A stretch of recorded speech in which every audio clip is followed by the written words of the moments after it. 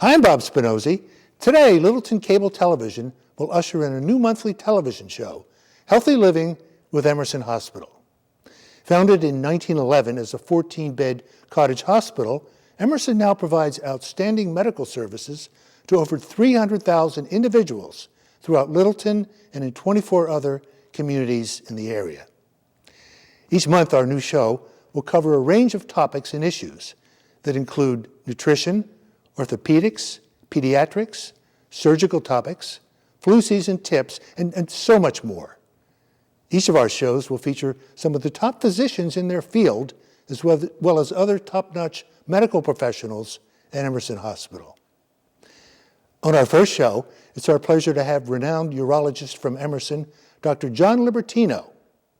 For over 4 decades, Dr. Libertino has been treating urology patients, and during his distinguished career, he's been honored with numerous awards. Leah Lesser, Emerson's public relations manager, will discuss with Dr. Libertino the exciting field of urology, including the latest advancements to help patients. So let's go down to Dr. Libertino's office at Emerson Hospital as he speaks with Leah.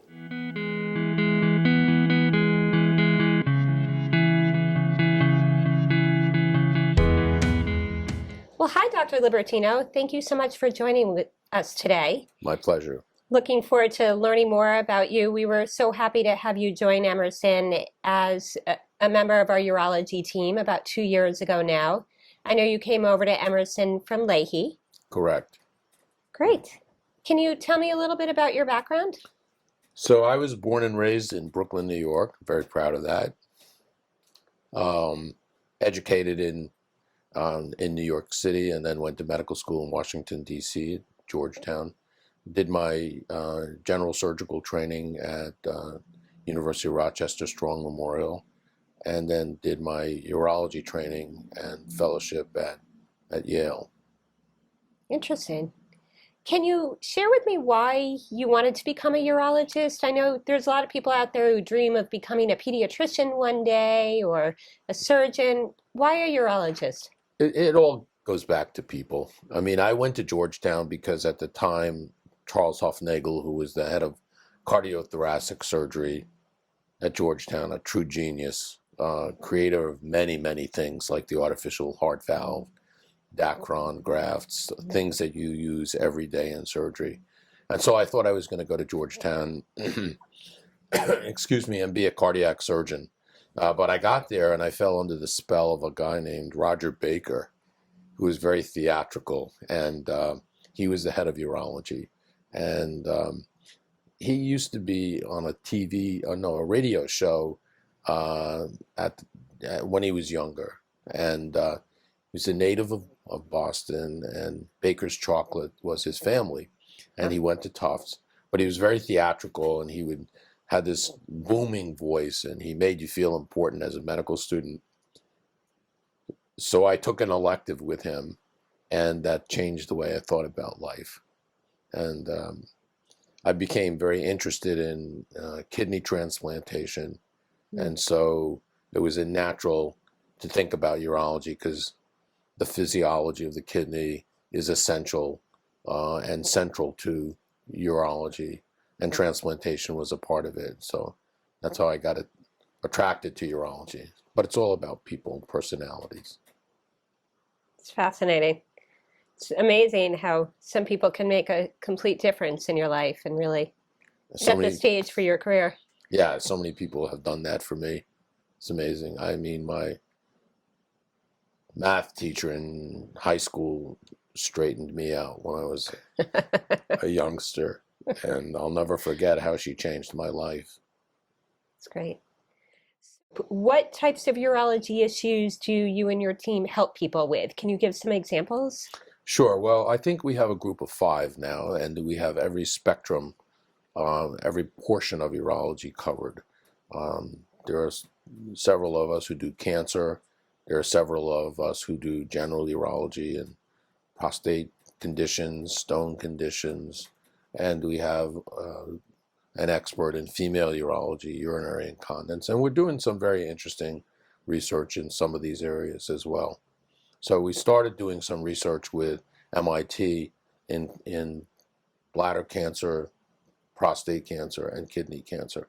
It's a very innovative new technology that they have.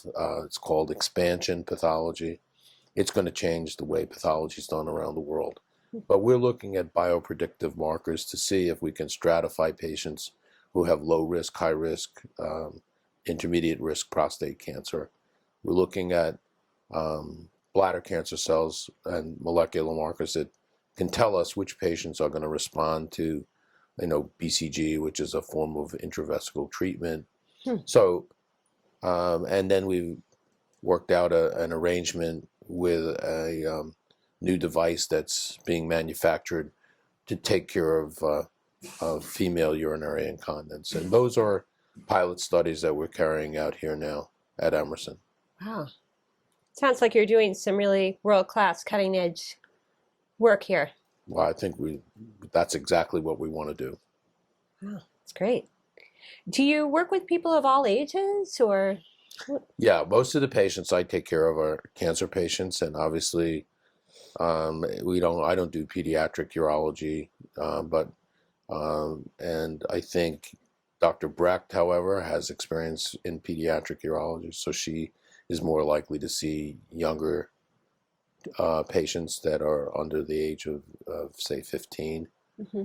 Most of the patients that I see are senior citizens who have kidney cancer, bladder cancer, prostate cancer, so male and female. So pediatrics through seniors, your team cares for? They take care of pretty much the whole spectrum. So understanding there probably is no typical day for you or any physician, can you give some examples of what a day in your life is like here at Emerson? Sure. I usually get up at about 5:30, sometimes earlier, and most surgeons are early risers and get here about 7:15. Spend time in the operating room and also time seeing patients in the office. And are you visiting patients or seeing patients who you perform surgeries on in prior days when they're here at the hospital? I see patients that I've seen since I've come to Emerson. There are a lot of patients who have found out from my former list of patients that I'm practicing here, and then they now come, and they come from far and wide. So when you perform surgery on a patient, say today, and they are admitted here to the hospital for a couple of days for recovery, would you visit them throughout their stay here? Sure. Okay. Yeah, I was in the intensive care unit this morning at 7 o'clock, seeing the patient we did yesterday. Okay. A minimally invasive surgical procedure, which used to not be carried out here very much.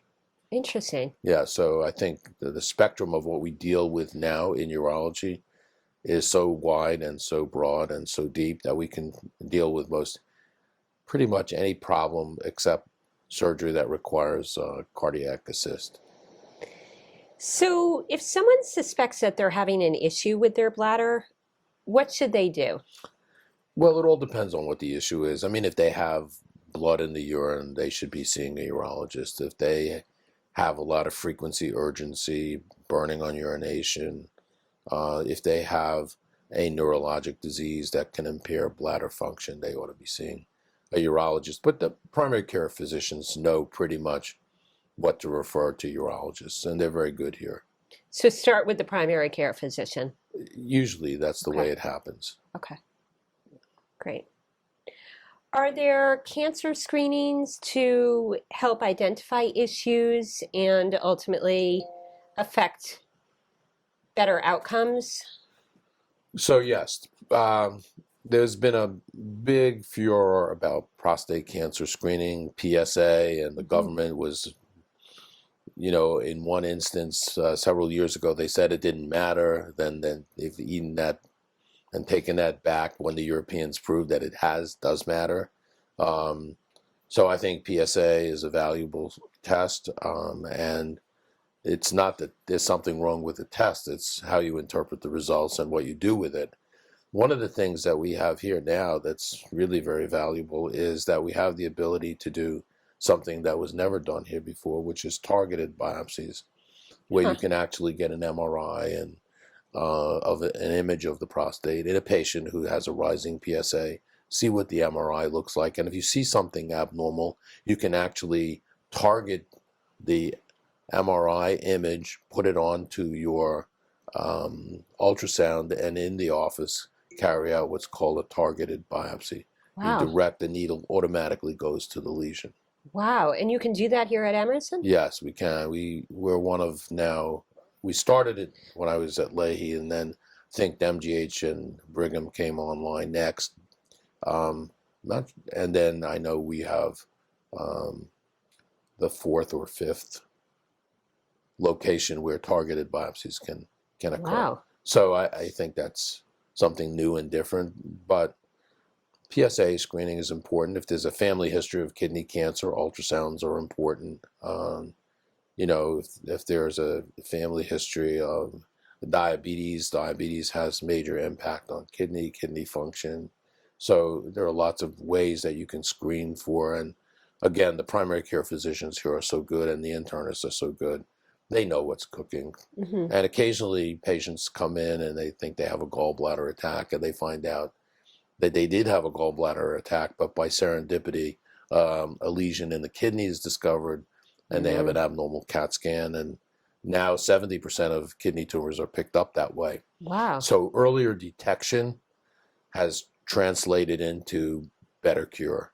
So we're seeing lesions that are smaller, 3, 4, 5 centimeters in diameter, where you can, and one of the things we've pioneered is partial nephrectomies without clamping the artery and damaging the kidney.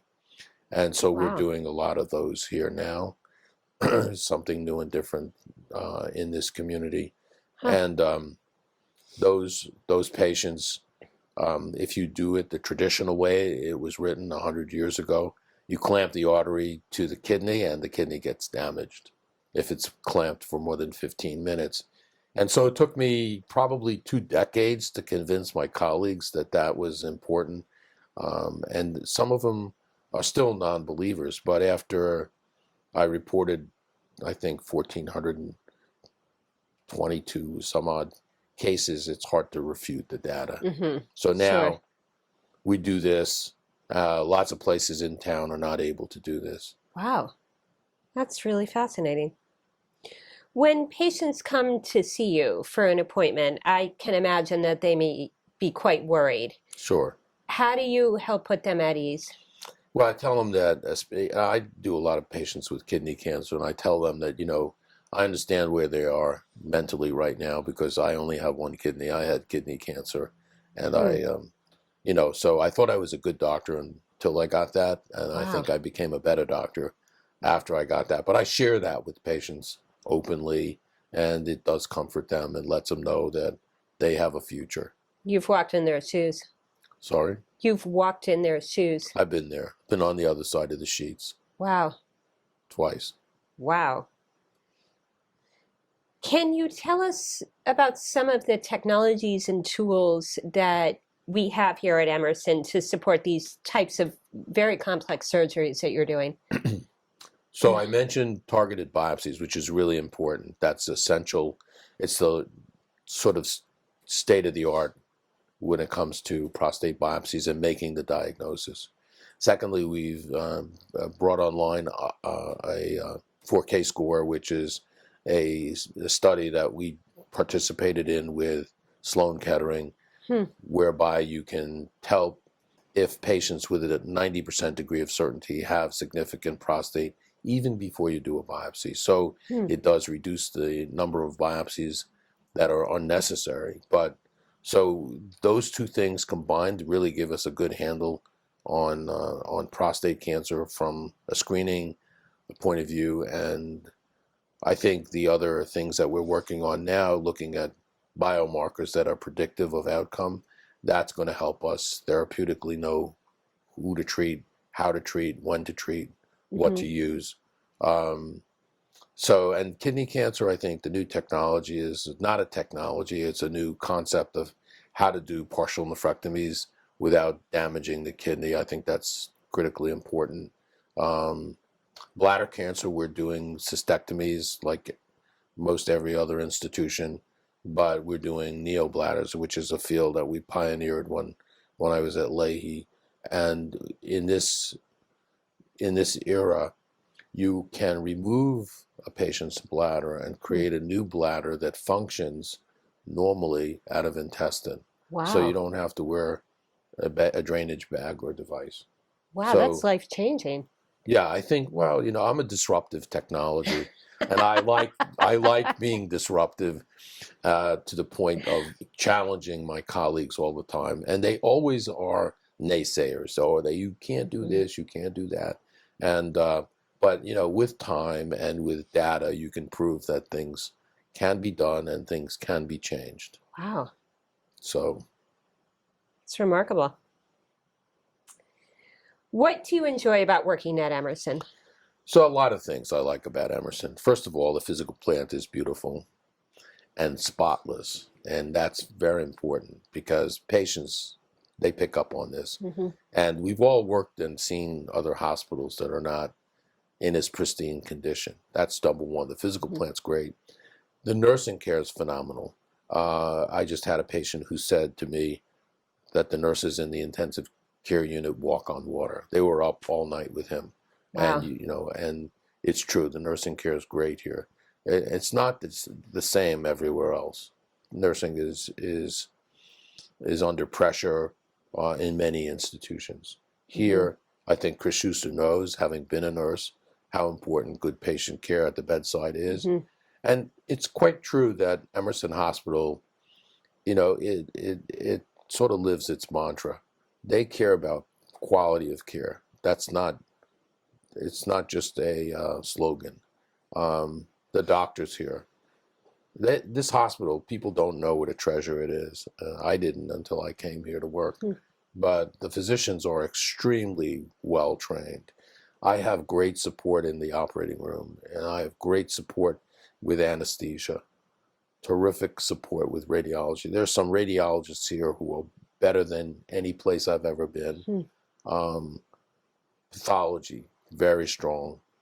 As I said, radiology, we're doing angioembolizations on tumors that are huge tumors, like the patient I'm doing next week. His tumor is probably bigger than your head, and we need to shrink it down a bit, and we block off the blood supply, and Dr. Mukherjee does that, and Wow. Lisa Interior is probably one of the best radiologists I've ever seen anywhere.